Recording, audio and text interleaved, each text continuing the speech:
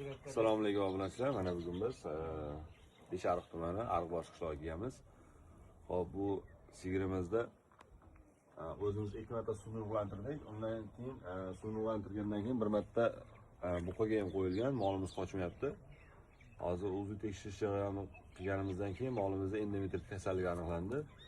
Hop, bu molga vaqtini umrini o'tkazmaslik uchun hozir yana bir marta suvni urg'antiryapmiz. Orqasidan o'zini maxsus urug' ishlatadigan ukol dorisi, issiq ukollarini qilib, xudo xolasa 40 kundagi natijalar qo'yib boramiz. Biz bilan qoling.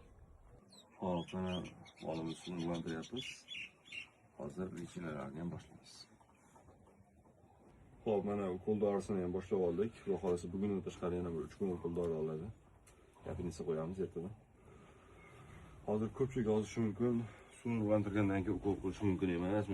Bu narsa meni 13 yillik tajribamdan kelib chiqib, suvni urg'antirish boshlagan 10 yil bo'lgan bo'lsa, to'xtatib qo'ydim. Shundan beri suvni urg'antirib bo'lgandan keyin orqasidan ukol dori qilib dog'lashdi. Juda ko'p marotaba sinovimizdan o'tgan bu narsalar.